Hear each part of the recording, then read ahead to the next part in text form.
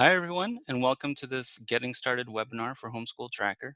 We're going to go ahead and get started here in just a minute, but before we do, want to just go ahead and see and make sure that you guys can hear me and see our slides. So if you can go ahead and click on the Q&A button there at the top of your viewer and just send in a question that says, yes, I can hear you, or and yes, I can see the slides. That would be fantastic. And we'll just wait here another minute or so for a few more folks to join if they're just coming in a little bit late. But yeah, if you could go ahead and let me know if you can hear and see the slides. Yes. Okay. I see a few folks answering that you can see and hear. That's fantastic. Well, thank you guys so much for joining us. My name is Dave, and I am one of the owners and operators of Homeschool Tracker. And we just want to say thank you so much for joining us tonight. I know there are so many different things you could be doing on a Monday night at 8 o'clock. So I just greatly appreciate you taking the time to spend a little bit of time to learn more about Homeschool Tracker. So just a little bit about us real quick. Um, one of the things about Homeschool Tracker is that it's our mission to not only create tools to allow you to be more successful in your homeschool, but also to give you the training and the resources and the support that you need to use those tools on a day-to-day basis to be the most successful. And that's really what things like tonight are all about. They're about giving you the resources, empowering you to use the tools so that you can be more successful in your homeschool. So again, thank you so much for joining us. Just a few housekeeping things. I am recording this training session, and I'll send a recording to each and everyone that has registered as soon as that recording is available. I'll also send a survey, just asking you a few questions about this training session to get your feedback. But with that, let's go ahead and get started. We will run about an hour or so, and then we will certainly have plenty of time afterwards for Q&A. So if you have any questions along the way, feel free to submit them, but I'll go ahead and I'll answer all the questions that we receive at the end of our demo session here.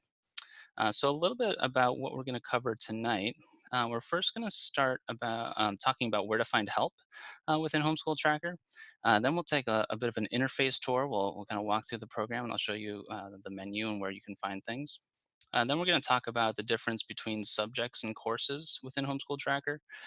Then we'll discuss assignments, which are really the heart of all your record keeping. Then we'll talk about lesson plans, which are a very popular feature. We'll talk a little bit about reports, specifically the daily task list. And then we'll discuss workflows. And what I mean by workflows is just really the day-to-day usage of Homeschool Tracker and how you would use it day in and day out. And we'll discuss different strategies around that. And I'll probably talk a little bit about that as we go through the session, and then we'll recap all those workflows at the end. And then, like I mentioned, we will have plenty of time for Q&A at the end. So let's talk first about where to find help. So if you've spent any time in Homeschool Tracker, you probably noticed that it's a very feature-rich program, which means there's a lot of different ways to use it. There's a lot of different features within it and different options. And so if you are ever needing help within Homeschool Tracker, there are a number of different places to go. So the first thing I would mention are the training sessions that we have, just like this one that you're a part of right now. If you ever want to watch the recordings of those, you can head over to our site at homeschooltracker.com/training dash webinars. And from there, you can register for upcoming events. You can see replays of sessions like this one, as well as one that we did recently, specifically on lesson planning. And then there's also a link here to take you to all of the recordings of previous sessions over on YouTube. So that's definitely a great place to start. If you want something more specific, perhaps, then I would definitely recommend checking out our help site, which is at help.homeschooltracker.com. And one thing I'd like to point out here is the Getting Started video guide. So right here at the top are these 11 short videos, and each one runs just a few minutes, and altogether you could watch all 11 in about 30 minutes or so. But really, it drills down into very specific areas of the program and covers, how to use that particular section. So definitely check that out as well. And then this help site in general here has a ton of great resources, and it's really more of a reference guide. So if you know specifically what you're looking for, you can certainly jump right to that page within the help site. But one trick I like to recommend to users is If you're ever on any page within Homeschool Tracker, so here I am in the app here. Let's just go over to the calendar view. From any page within Homeschool Tracker, all you have to do is click on this help link up here in the top right, and it'll take you directly to the corresponding page in our help site. So here's the agenda calendar view help page, and it has anything and everything you've ever wanted to know about that agenda calendar view. So really comprehensive, and it links off to other areas of the help site as it discusses those. So definitely utilize that help button if you ever have any questions whatsoever. Additionally, you can search the help site directly. So for example, if I wanted to look for days off, I could search for that and instantly find the page discussing how to set days off within Homeschool Tracker. So again, this help site is really comprehensive, so be sure to check that out. And then finally, email. You can always email us at any time at support@homeschooltracker.com. And my wife, Amy, she monitors that email box all the time and responds to each and every email that we receive. If you've ever emailed us in the past, you've likely emailed with her. And we do answer every email that we get, typically within 1 to 2 business days, and usually faster than that. But we absolutely respond to every email. So if you don't get a response from us within 1 to 2 business days, there is a chance that maybe we didn't receive your email. Maybe it went into our spam folder or something like that. So feel free to send it again if you don't hear back from us. Okay, great. So let's jump over to a quick interface tour. All right, so I'm going to jump back over here to Homeschool Tracker. I'm just going to close some of these other windows here. And let me just jump to the home page here. So I'm just going to walk through the menu here in Homeschool Tracker. So the main menu is broken up into a few different areas. So here on the top left, you have the schedules and planning section. And that's really where you'll find everything from the agenda, which is kind of your to-do list for you and your students, as well as your lesson plans and the shared lesson plan library. Below that is the student section. This is where you can add and edit your students. You can see your students' grades. You can set up their lesson plans and presets here.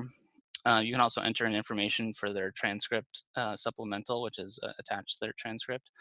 And then this middle section here, these are all reports. So everything from attendance reports to the daily task list, to report cards, transcripts, they all will be right here. And those reports you can generate as PDF files, which you can then save or print or email out. The top right section here, this is what we call the manage list section. And this is more of a maintenance area of the program.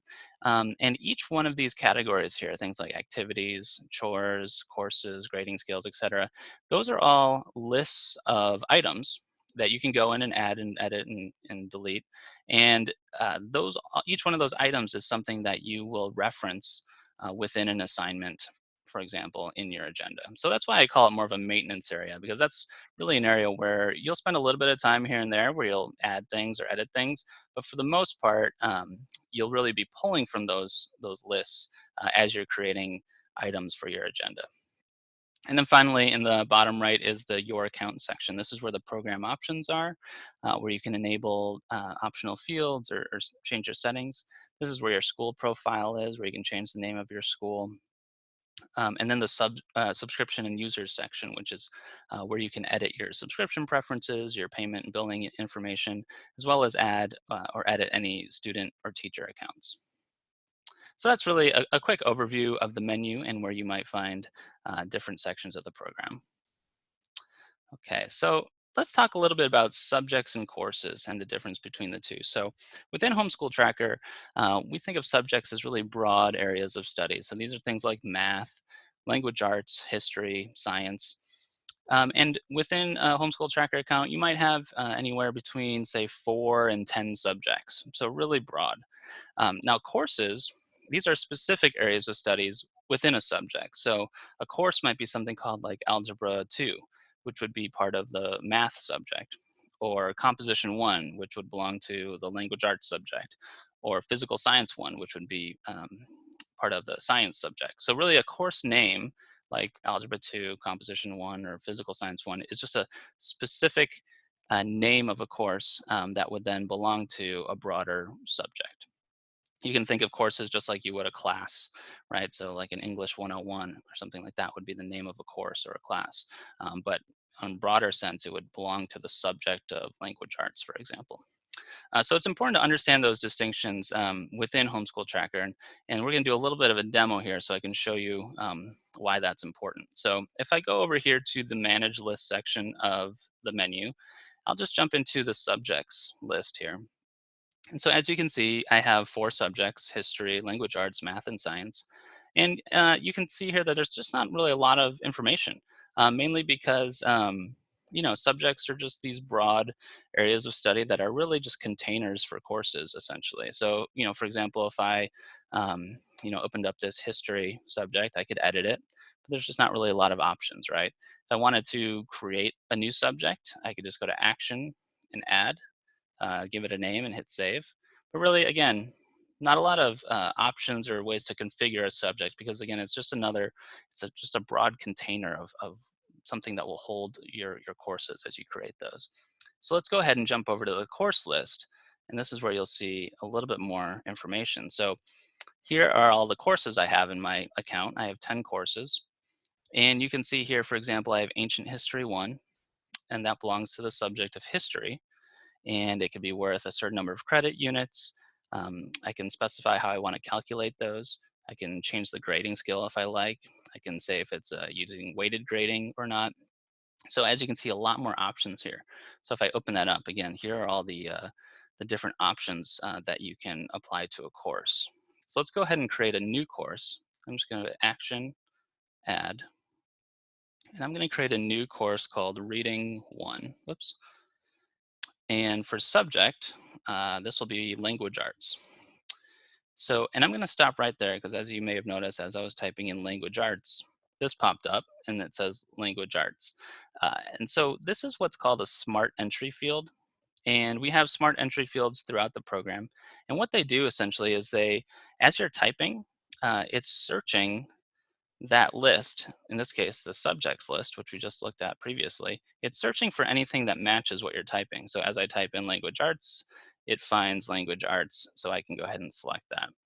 Um, and you can see how this could be helpful, as you have a field that may have a lot of different items in it. So if I started typing math, math would show up.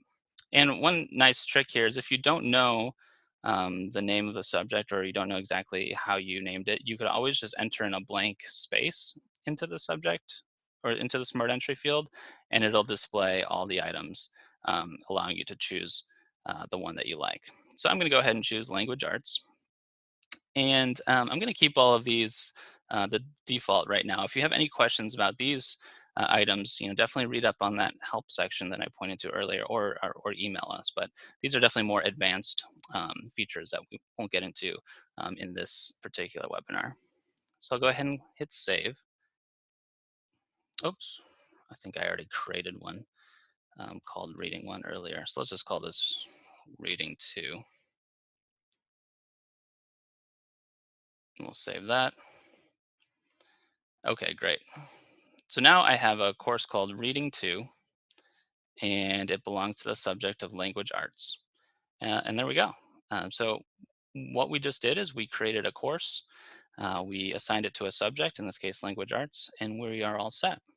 So that's really how you can see the difference between subjects and courses within Homeschool Tracker. And it becomes more important as you go along, because as you create assignments, you're going to designate which course that assignment belongs to. And as you start keeping track of those assignments over time, and if you grade them, when it eventually comes time to create a transcript or a report card, you'll then have this breakdown of what your student may have earned in a particular course. And if you had multiple courses within one subject, you could then aggregate all of those grades together to then see what your subject grade would be. And so that's really the purpose behind all of this, to have these multiple layers of organization, so that when it does come time to report on a transcript, for example, you could have an overall math grade, but then you could also have individual grades for geometry, for algebra, for trigonometry, all of those different things. So, a few things to watch out for when it comes to subjects and courses. We recommend not using the exact same name for both a subject and a course. So, for example, you wouldn't want to have a course called math and a subject called math, because that would kind of defeat the purpose and would make it kind of confusing, right? Because essentially you would be trying to assign an assignment to the course math, but you wouldn't know if you were assigning it to math or the subject math. So, again, you want the course name to be very specific and the subject name to be relatively broad. And then the next point is just that if you see a slash, this is really just showing you the designation between subject and course within the program. So I'm going to show you what that looks like real quick.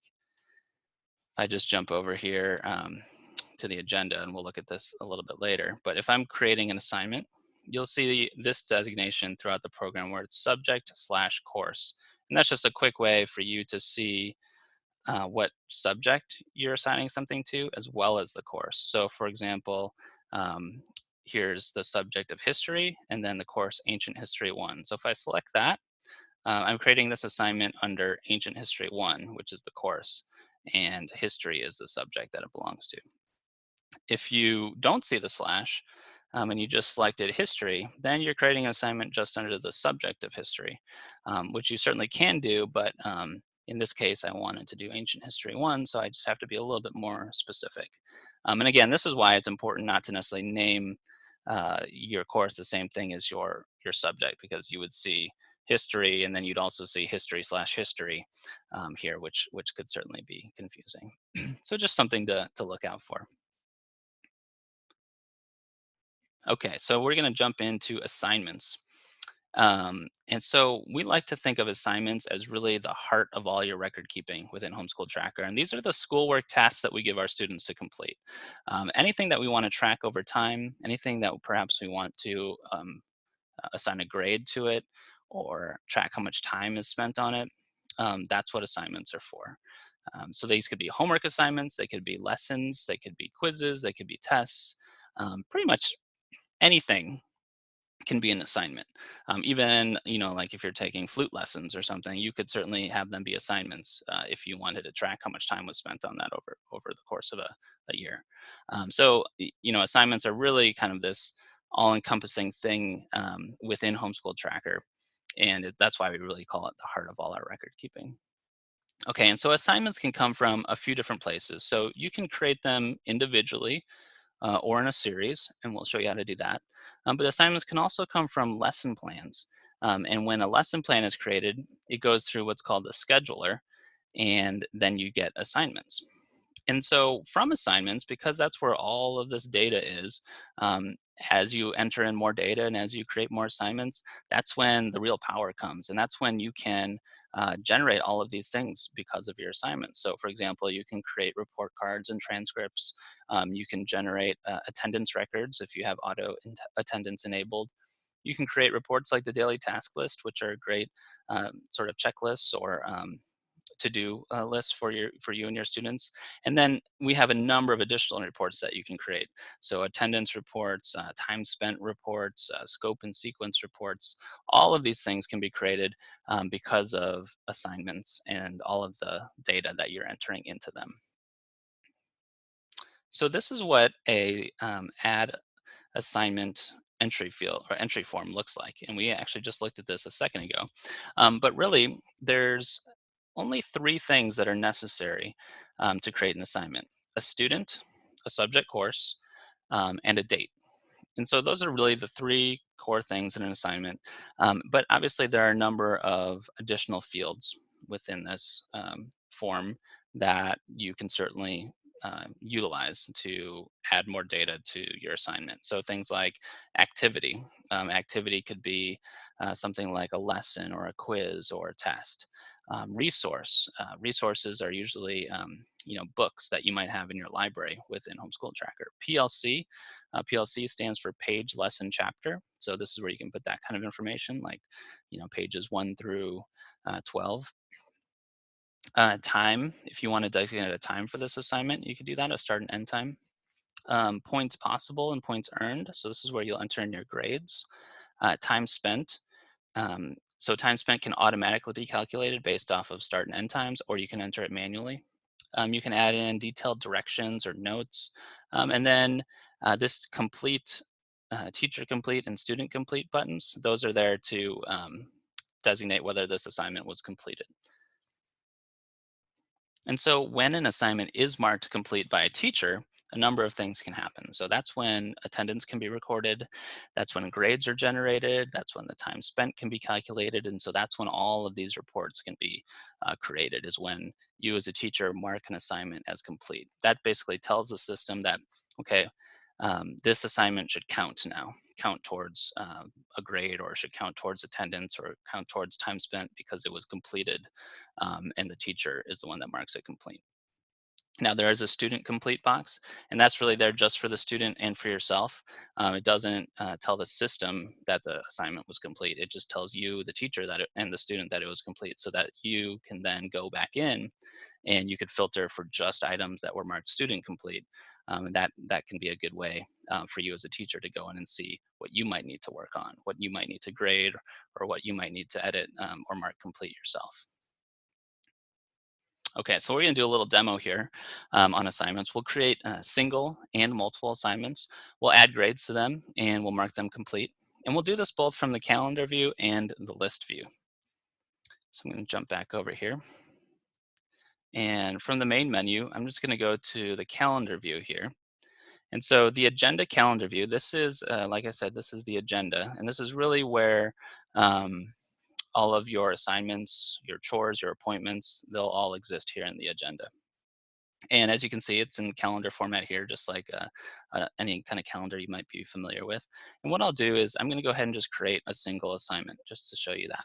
So if I click on Add and choose Assignment Single, I can go ahead and create assignment. So I will select my student, Campbell. And then for subject course, I'll just hit the space bar because, again, this is a smart entry field. And I'll choose Ancient History 1. An activity, again, this is another smart entry field. It pulls from the activities list on the manage list section of the menu. I'll go ahead and hit space for that also and choose from one of my activities. In this case, I'll just choose lesson. Resource, again, a smart entry field. This pulls from all of my library items that I designated as a resource.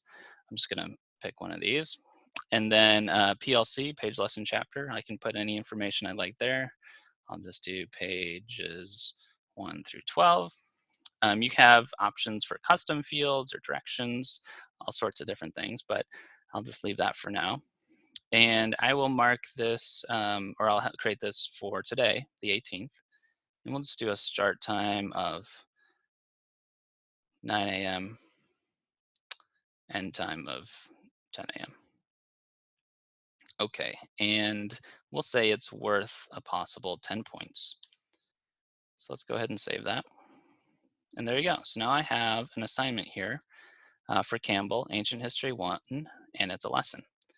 And if I click on it once, I get a preview of the assignment. So, it says pages 1 through 12. This is the book that she needs for that. This is the subject course, the lesson. This is how many points are possible. And there's a few little quick buttons here, like I can mark it complete here. I could delete it. Or if I click on more, I can go back in here and edit it. So let's say I went ahead and I created that assignment and Campbell completed it. And so now I want to go in and I want to mark it complete and give it a grade. Well, I can just open it up and I'll just do that from this page here. I'm going to go ahead and give it a grade of 9 out of 10. And I'm going to mark it complete, just like that. And you'll notice that when I clicked on that, the grade was calculated here of 90%. So when I go ahead and save it now, a few things just happened. You'll notice that it kind of got grayed out a little bit, just showing me that it was marked complete. But also this Campbell present uh, was created. And this is an attendance record for Campbell. And that's because I have auto attendance enabled. And what auto attendance does is it basically looks and sees if there was an assignment marked complete on that day, then it makes an assumption that Campbell was present that day. And so it can go ahead and create an attendance record. And that's obviously valuable if I need to generate an attendance report, perhaps to send into school board or just for my own records. So there you go. That's it. To create a single assignment, you can just go ahead and click on Add Assignment Single and go ahead and create it. And to edit it, it's as easy as just clicking on it, marking it complete. Pretty simple. And when we think about workflows or how folks might use this on a day-to-day basis, I know of a number of users that actually go in every day and just create single assignments just like this for their students. And at the end of the day, they might go ahead and just mark them complete and give them grades. And that's perfectly fine. You don't necessarily need to go any more advanced than that. It's really up to you and how you want to use Homeschool Tracker, and what works best for you and your workflow. What also works really well for this type of workflow is if you're more of an unschooler, right? So if you don't necessarily know what work you are going to do on Monday, for example, you can go through the day and kind of do the work that you end up doing, and then at the end of the day, you can go back in and create the assignments of all the things that you did do. And then Homeschool Tracker really becomes more of a logging tool than a planning tool, and it can keep track of all of those assignments that you did, kind of retroactively. So again, thinking about workflows, Homeschool Tracker is really kind of an open program, and so it just depends on how you want to use it and what works best for you and your family. So now let's look at how to create multiple assignments at once. So if I go to Add and choose Assignment Multiple, I'm presented with what's basically a wizard here. And so there's three different sections to this wizard. You can kind of click on these different tabs here at the top. And so let's go ahead and get started. I'll choose a subject course. I'll just choose Ancient History, and let's call this a lesson. And again, I'll just pick a book here. And let's have these all start at 9 as well, and they'll also be worth 10 points. And so now when I click on continue to day and date, it takes me to the second tab here. And I'll go ahead and have a start date be Tuesday, tomorrow. And I'm going to go ahead and I'm going to say continue creating items until PLC pattern is exhausted. I can choose that, or I can choose continue creating items until an end date. But I'm going to do this PLC pattern is exhausted because I want to show you how that works. If I then click continue to PLC, now remember PLC stands for page lesson chapter. I can go ahead and I can create items that have the same PLC for each copy and then designate the number of copies, or I can have them automatically increment. And so this is where it starts to get pretty powerful, because if you think about PLC, it's most likely that you're not going to necessarily have every assignment say chapter 1 on it. You might have the assignments automatically, or you might want the assignments to increment over time. And so these tools here allow you to generate many items at once and have them automatically increment as it goes. So for example, I can do a 1-part auto increment, and I'll have the leading text be lesson. And I'll say it starts with lesson 1 and ends with lesson 4. Increment by 1, no leading zeros. And then if I click on this sample button here, I get a quick sample of what that's going to look like. So it's going to create one that says lesson 1, then lesson 2, lesson 3, lesson 4. So now if I continue to preview, I get a preview of what I'm about to create. So here they are, 4 assignments. They're starting at 9, ending at 10, and it automatically increments lesson 1, 2, 3, 4. So pretty cool. If I wanted to change any of those things, I could just jump back here to the top and edit any of these items I wish.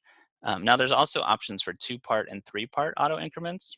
And this is where, let's say, if you wanted something to say like chapter 1, lesson 1, chapter 1, lesson 2, chapter 1, lesson 3, chapter 2, lesson 1, chapter 2, lesson 2, uh, lesson 2, etc.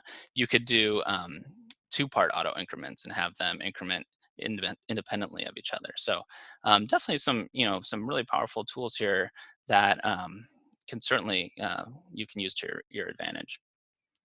So let me go ahead and return to preview here.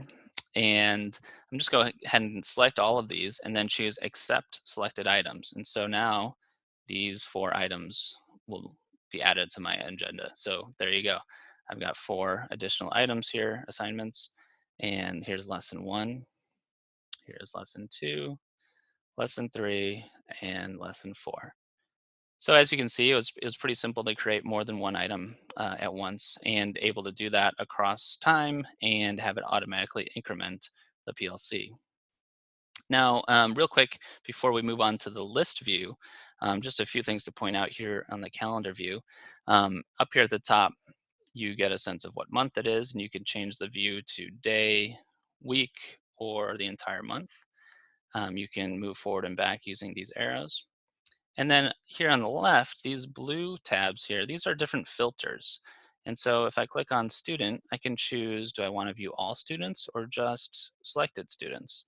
Under types, do I want to view all item types or do I only want to view certain types? So if I take attendance off, now I'm not viewing attendance items anymore. And then completion status, do I want to view everything or do I only want to see items that are incomplete, for example? And then subject course, I can specify which subjects and courses I want to view. So that can be really helpful, especially as your agenda starts to grow, or if you have multiple students. This page can, the calendar could start to look pretty busy. So if you needed to filter things out to get a better handle on it, you certainly can. So now let's jump over to the list view so you can see the difference there. So the agenda list view from the main menu. And really what the list view is, it's all the same information on the calendar view, but it's just presented in list format. And this allows you a number of different options. So for example, here I'm looking at this week and I see the 5 assignments that we have here. And here's the date column. I also see the attendance record that we created.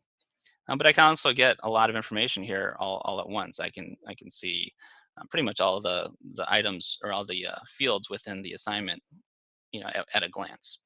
Um, the nice thing about the list view as well is I can edit multiple items at once. So, for example, if I wanted to, oops, I'm sorry about that. If I wanted to edit these 4 assignments here, I could just select them and choose Action, Multi-Edit. And let's say, for example, I wanted to change the time of them from 9 to 9:15. I could go ahead and save that now. And now these 4 items all start at 9:15. If I wanted to do that on the calendar view, I'd have to do them all individually, but here I can edit more than one item at a time. Same for marking items complete. If I select multiple items, I can choose Action, and I can just hit Mark as complete right there. I'm going to go ahead and multi-edit first because I want to give them all a grade. Let's say I just give them a grade of 8, and I'm going to mark them all complete as well. And hit save. There we go. So now I have all of those items are marked complete. They have 80% grades, and you'll see that it also generated attendance records for each one of those. So a few other things about the list view here. On the left, these are your filters. So just like on the calendar view, how you had those blue tabs on the top, here the filters are here on the left, and you can filter by different item types, completion status, etc.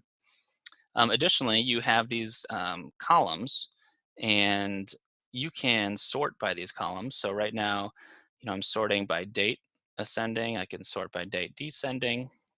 Um, and if you're sorting, you'll see this little triangle here on the column. If you want to clear any sort, you can just click on it until it disappears. Additionally, you can group by columns. So if I wanted to group by type, for example, I could just click this and drag it to here. And now I'm grouping by item type. So I have all my assignments here and all of my attendance records here. And I can open and close these as needed. So this becomes pretty powerful, especially you can imagine, for example, if you had multiple students, you could have each student, you could group by student and then just quickly open each one of their items. That's one way I see a lot of folks using it. Additionally, there's a search box up here. So if I wanted to search within here, I could just search for lesson and see all the items that have lesson in them. So really powerful tools here within the agenda list view that I'm sure you'll be able to take advantage of. Okay, so just to recap, we created single and multiple assignments. We added grades and we marked those complete. And we did that both from the calendar view as well as the list view. Okay, so now we're going to jump into lesson plans. And so lesson plans are a really popular area of the program. But again, just want to stress that they're optional, right? You know, as we talk about workflows, and we discussed one earlier where you could create single assignments or even multiple assignments, right, for each day or for your entire week, and then mark them complete at the end of the day or at the end of the week. That's perfectly fine. Lesson plans, while popular, they are a little bit more advanced, but we'll cover pretty much everything you need to know about them tonight. But again, if it doesn't seem like lesson plans are what you might need for your homeschool, then there's no reason that you need to use them. They're just another feature that could certainly be helpful for you to be more productive. So, with that said, lesson plans are a sequence of items that have not yet been scheduled as assignments. And so these are great if you wanted to plan everything out in detail all at once, say at the beginning of the year, at the beginning of a semester, or if you're using a predefined curriculum.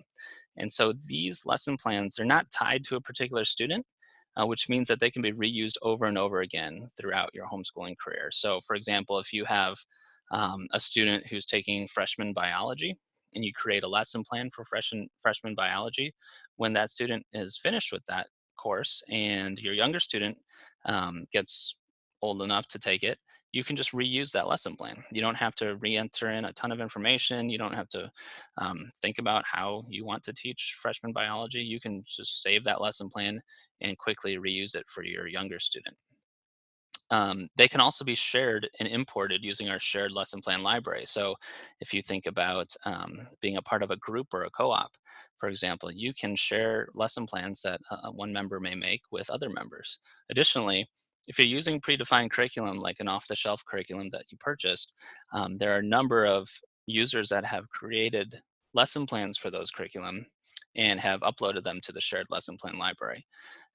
And so that's a great resource if say you bought a piece of curriculum and you didn't necessarily want to create the lesson plan yourself, you might find a lesson plan already in our shared lesson plan library. But again, this is a tool that can be used if you have this predefined curriculum or if you want to plan out everything that you want to teach over the course of a single class or your entire year. So we're going to do a demo here on lesson plans, and we'll see an example lesson plan because I think that'll help you kind of picture what they look like. And then we'll create a simple lesson plan. We'll import a lesson plan from the lesson plan library, and then we'll schedule a lesson plan and create assignments from it. And then we'll also discuss using presets for scheduling. So let's jump in and see a sample lesson plan. So from the main menu, I'm just going to go to the lesson plan screen here. And if it's your first time here, you'll see a little pop-up message kind of explaining what lesson plans are. Now, if you don't have any lesson plans, there won't be much to do here on the lesson plan screen. But I happen to have a few lesson plans here already. So um, I can go ahead and hit the space bar in this smart entry field and pull up a lesson plan. I'm just going to choose this Abeka arithmetic one. And before we look at this, you might kind of notice that this screen looks a lot like the agenda list view. And that's because it's basically using a lot of the same paradigms. You know, you have your filters here on the left, you have your data here in the middle. Each one of these is a lesson plan item. And again, you have columns that you can sort and group by, as well as a search box here. But so the first thing you might notice is that these lesson plan items, they don't have a date, they don't have a student, because those are the things that define an assignment. And lesson plan items are different than assignments because, like we were mentioning earlier, because they're not tied to a specific student or a specific date for that matter, they don't have those associated with them yet. So if I open up one of these, you'll see that it actually looks a lot like an assignment, but it's missing date and it's missing student because like I said, you can use these for any student that you want. And when you run it through the scheduler, that's when it'll be given a date and an assignment will actually be created. So that's important to understand the difference between a lesson plan item, which is what this is, and an assignment, which is what we looked at earlier. Lesson plan items, you can think of them almost like a template, right? These are things that you've created or you imported, and you're going to use them, but you haven't used them yet. Essentially, once you schedule these items, it will create assignments for you based off of all this information, and it'll create them for whatever students you want and for whatever days you want. So hopefully that's clear. Um, so what you do see though are what we call day numbers. And this is how you sequence your lesson plan items. So on day one of this lesson plan, they have you doing lesson one, day two, you're doing lesson two, day three, lesson three, and so on. And as you continue down to day 12, now you're doing an oral test. And also on day 12, you're doing probably a written test, and those are each worth 100 points. Um, and then if you continue down, again, it does some more lessons. And let's just keep scrolling here. We'll go all the way to the bottom. And here we go. On day 171, you're now doing lesson 171.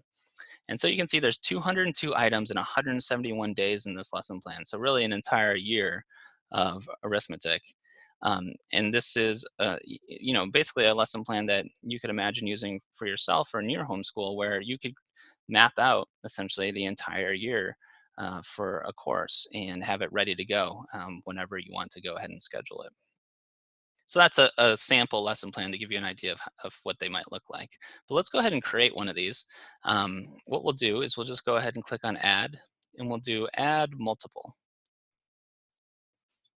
And we get a little wizard here, and it actually looks a lot like the add multiple assignment wizard. And since we came from that Abeka arithmetic plan, it's going to assume that I want to add to that. But actually what I'm going to do is I'm going to create a new lesson plan. I'll just call this sample plan. And we have to give it a subject course. So let's choose ancient history. And these will be lessons. And let's give them a resource. And let's say they're all worth 10 points. Okay, so now we can go ahead and continue to day numbers. And we'll start on day one, increment by one. Yeah, that sounds good. And then continue to PLC. So for PLC, again, we'll do another one part auto increment. And we'll start with lesson one and end with lesson 10. Okay, so if we go to continue to preview, you can see that we have 10 days worth of lessons here, or 10 days worth of lesson plan items, and it goes from lesson 1 to lesson 10. Great, so that's what I wanted to do. I'll go ahead and select all of these and choose accept selected items. And now if I go ahead over here to the purple filters, I'm going to go ahead and load up that sample plan. And there we go. So let's say on day 11, though, after these 10 lessons, I want to go ahead and add a test. I'll just choose add, and I'll do add single. And we'll choose ancient history 1, and we'll call this a test. That will be worth 100 points.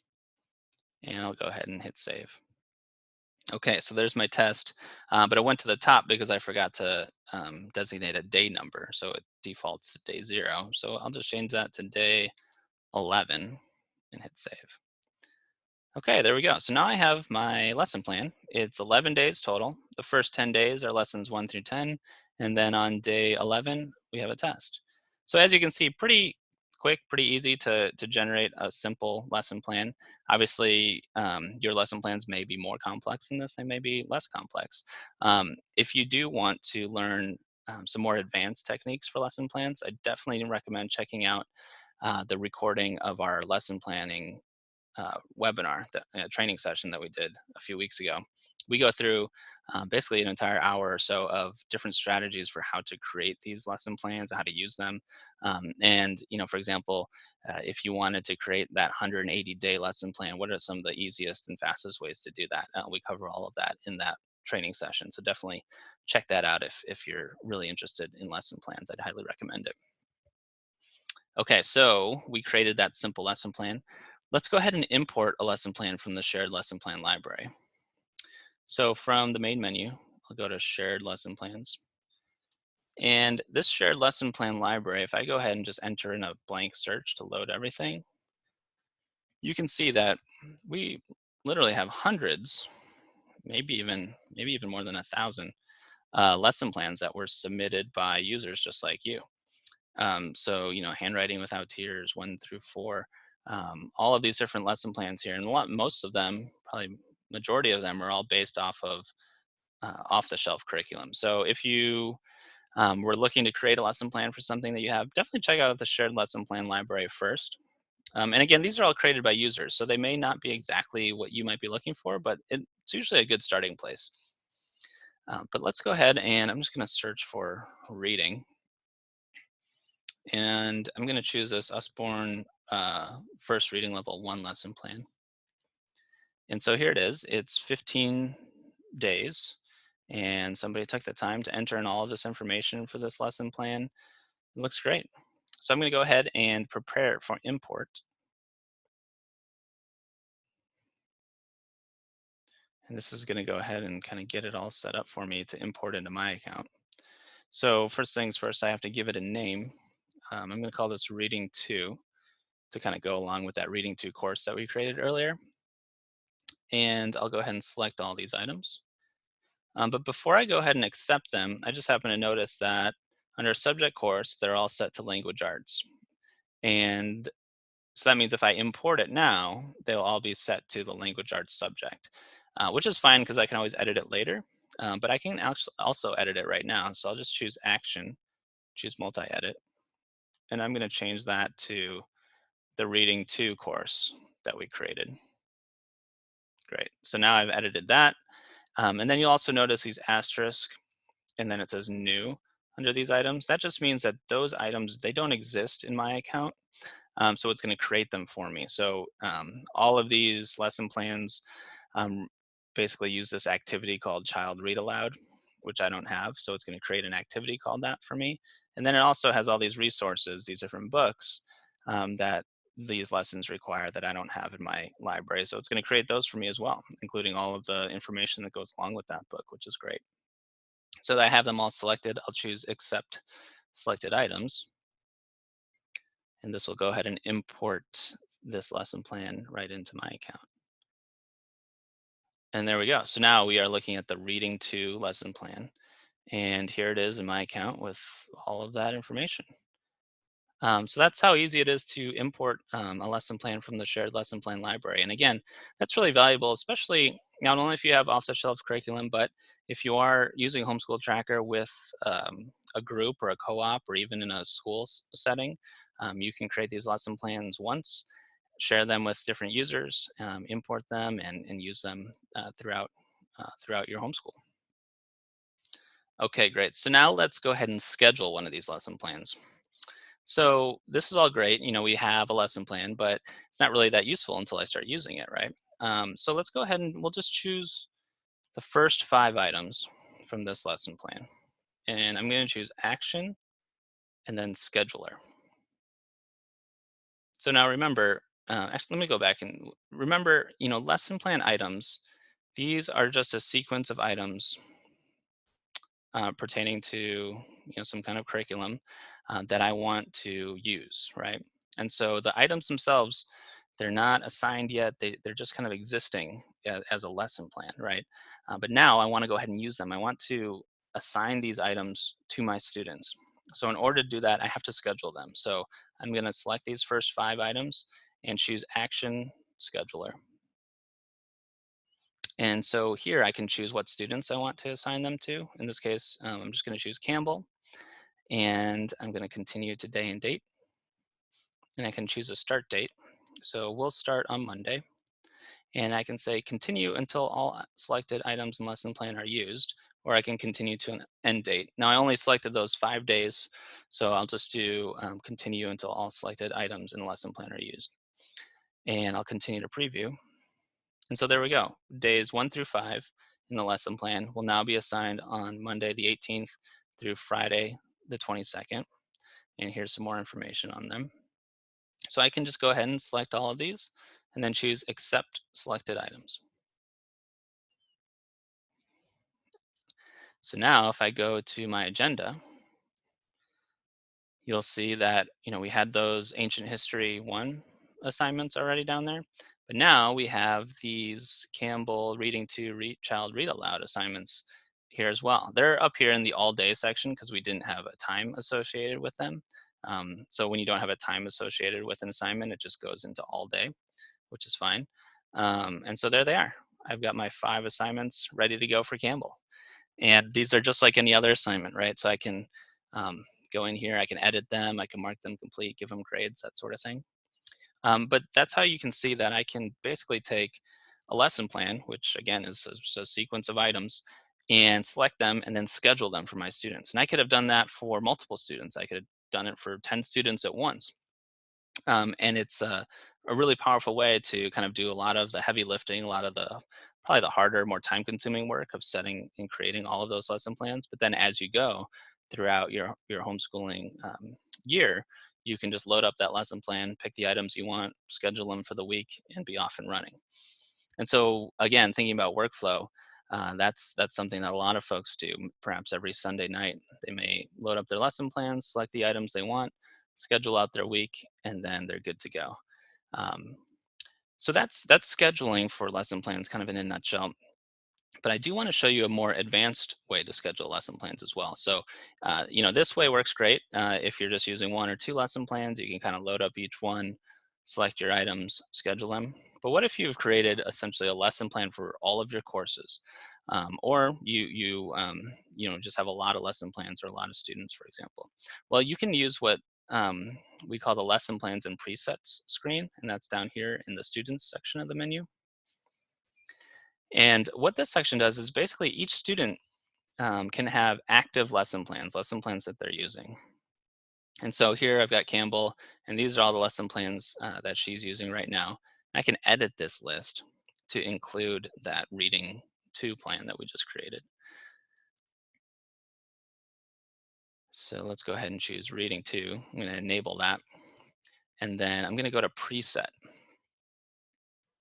Okay, and so right away, the presets kind of look like a calendar, right? It looks a lot like the calendar view, but what these are preset times that I can designate when I want those courses to occur throughout the week. So for example, from 9 to 10 a.m., Monday through Friday, I've set a preset for Ancient History 1. From 10 to 11, I have a preset for spelling. There's one for arithmetic, for grammar, physical science, and math 6. And what this does is you schedule items, when you schedule lesson plan items to become assignments, you can set the scheduler to look for presets. And so as it's going through those lesson plan items, if it finds one for Ancient History 1, it will use the 9 to 10 a.m. time slot for Ancient History 1 as it's scheduling it. So let's go ahead and create a new preset. I'll just choose Add. And I can choose the subject or the course that I want. So I'm going to choose Reading 2. And I can set a start and end time as well. So let's have this start at 3 p.m. and end at 4 p.m. And we'll do it Monday, Tuesday, Wednesday, Thursday, and Friday. So now you'll see I have a Reading 2 preset every day from 3 to 4 p.m. So now if I go to the scheduler, it will load up all of the presets that I have set as active for Campbell, or excuse me, all the lesson plans. So they're all here. And I can select which ones I want to schedule. I'm just going to keep them all selected right now. And I'm going to go to continue to day and date. And so now if you look over here under day options, before I could choose, every day or, different days throughout the week or monthly, but I'm going to choose this preset option. So when I have that set, it's going to look for those presets that we just created. And I can choose a start date. So I'm going to choose next week, the 25th. And in this case, I'm just going to continue until an end date. So I'm going to continue until the 29th. Just going to schedule just next week. Now I'll continue to preview. Okay, so there we go. So now I have 46 items in here from however many different courses. I think it was maybe 6 or 7 different courses, and for the entire week next week. So you'll see Monday from 9 to 10, Ancient History. Here's another, this is from 10 to 11. I'm going to jump down. Here's reading two from 3 to 4. So that's the preset that we created for reading two. And then Tuesday keeps going. Again, here's another reading two for Tuesday from 3 to 4. So as you can see, I've scheduled in detail all of Campbell's week next week using presets and lesson plans. So I can just go ahead and select all of these items and then choose accept selected items.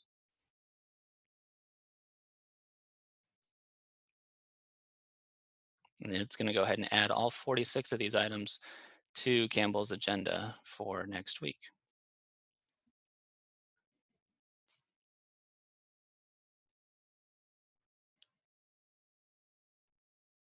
Okay.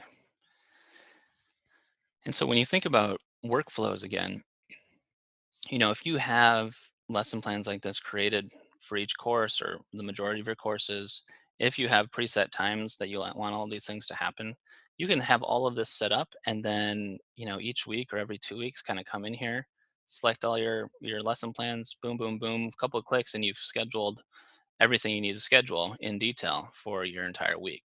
So if I jump over to the agenda now and go to next week, here you go. You'll see that Campbell has her whole agenda ready to go for next week with all of the very specific details, right, for each one of these assignments that she is going to need throughout the week.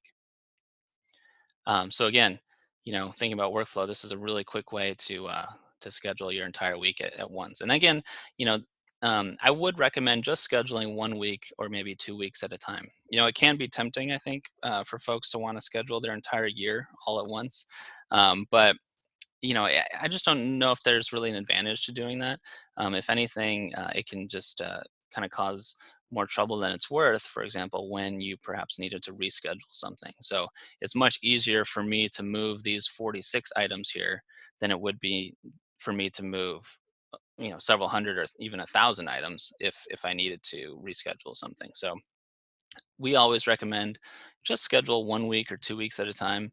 That way, you're kind of always coming back in here, once a week or once every other week to schedule your next week or your next 2 weeks. And then it also gives you a chance to come in here and mark these complete, give them grades, that sort of thing. Otherwise, as you're creating 50, 60 assignments at a time, if you're not keeping up with it, you might get too far behind in terms of putting in your grades and that sort of thing. So that's another reason why we recommend just, schedule a week or so at a time so it's really manageable for you. Okay, great. So just to recap, we saw an example lesson plan. We created a simple plan. We imported a plan, and then we scheduled that plan. And we did that both kind of a simple scheduling way where you just select a few items and then schedule it. And then we also did it in a more advanced way using presets and using the more advanced scheduler to schedule all of those lesson plans at once. Okay, so now jumping into reports just briefly. Again, reports are all created as PDFs that you can save, print, or send. And the daily task list, this is one report that a lot of folks use, and this essentially creates that day-to-day sort of task list or to-do list for you and your students. Transcripts and report cards, those can be generated as long as you have at least one completed and graded assignment in a course. We won't go too deep into transcripts and report cards tonight, but we'll probably do a in-depth transcript and report card training session here in the near future, and then probably another one at the end of the year. But let me just show you the daily task list real quick. If I go to reports and then daily task list, I'm going to go ahead and create one for Campbell for next week. We'll have it start on the 25th and end on the 29th. And I have lots of options here that I can include or not include, but I'll go ahead and generate the report and now pick up the report. And what that did is just downloaded that PDF file to my downloads folder. So if I go ahead and open that, I can zoom in here for you. So this is a PDF file that I can print or email or do whatever I like with. And as you can see, each day is on here, Monday, January 25th, and it shows you the time and the assignment. It also includes a checkbox here to show if it's complete or not. And you can also use that if you were to print this out and wanted to put it on a clipboard or on a bulletin board or something. But yeah, here's all the assignments that she has for this week. And so here's that reading two assignment from 3 to 4 on Monday.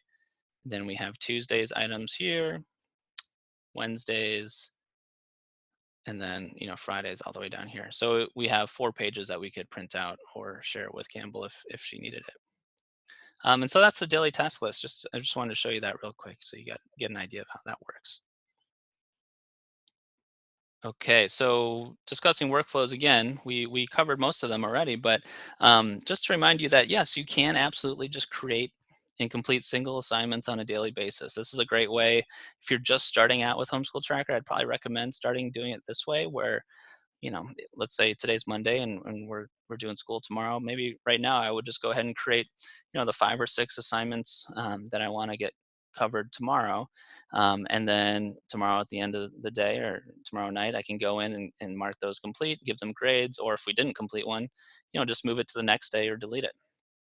This is also a great way for folks that are unschooling to use Homeschool Tracker, where they could go about their day and then at the end of the day, go into Homeschool Tracker and just create assignments for all the work that they did complete.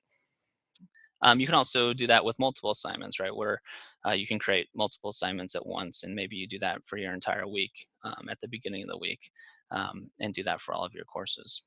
And then finally, lesson plans.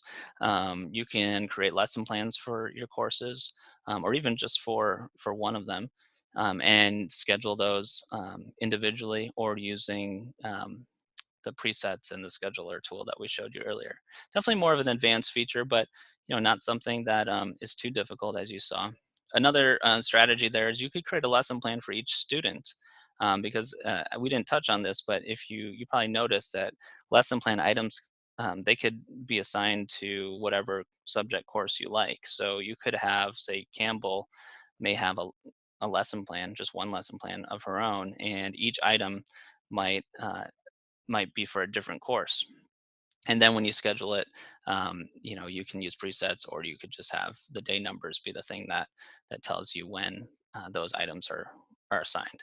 So again, Homeschool Tracker is this really open platform sort of program that allows you the flexibility to use it however you like to, and whatever works best for you. Um, I'm always surprised and really encouraged to see all the different workflows that people come up with when they email us and show us what they're working on. Um, and so these are just suggestions on how, what we've seen over the years and how people use it and what we think could work well.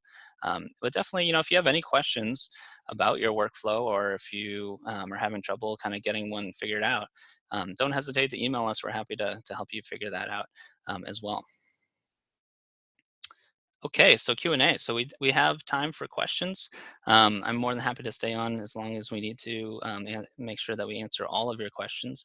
Again, we will be sending out an email to everyone that registered for this with a recording so that you can view at any time if you want to reference it.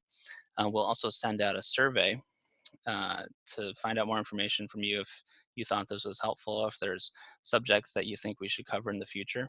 But yeah, if you have any questions, feel free to submit those. Just hit that Q&A button there in your viewer and send us your questions.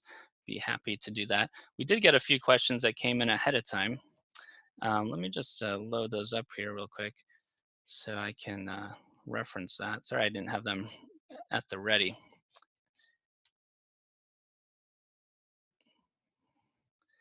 But I believe there were a question or two that came in.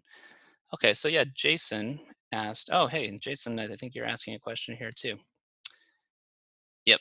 Okay, so this was the question that came in earlier, and Jason, you're asking it now. So, has the program ever been utilized by an actual school? I'm representing a private academy for at-risk teens, and we're currently utilizing a homeschool system that uses an online program, but the tracking system is an old access program. So yes, we do have a number of schools that use Homeschool Tracker.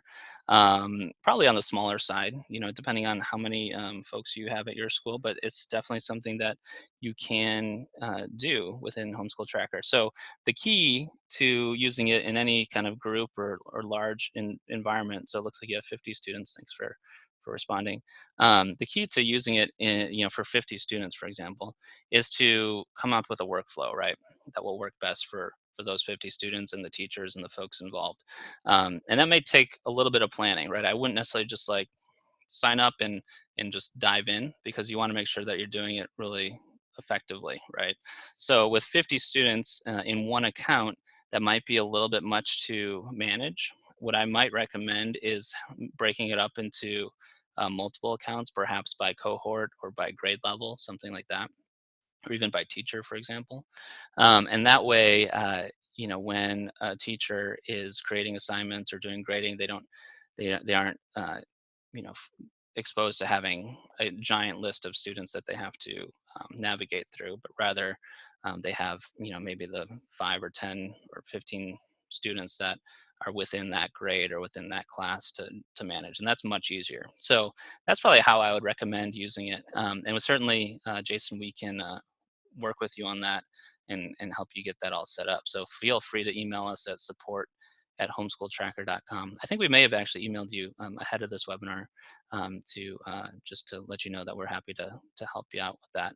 But yes, uh, schools, small schools, charter schools, small private schools have all used Homeschool Tracker successfully. So we're more than happy to work with you on that. We'd love to work with you, and we'd love to help you guys out. So, oh yeah, you did receive our email. Great. So feel free to just respond to that if you have any other specific questions, and we can get you all set up and answer any questions you may have.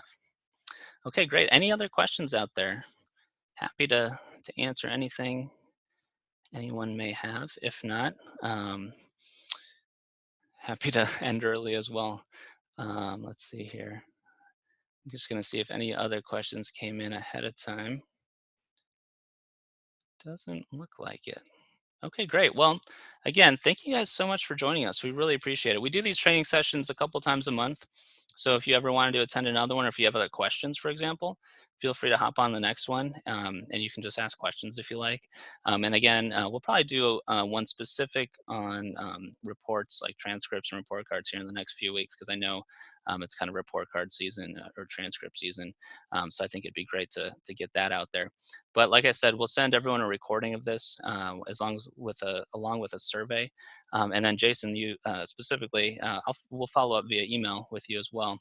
Love to answer any questions you may have about using Homeschool Tracker in your school. But again, thank you guys so much for joining us. We absolutely appreciate it. And again, if you have any questions whatsoever, don't hesitate to email us at support@homeschooltracker.com. Thanks again for joining us, and hope to see you again real soon. Good night.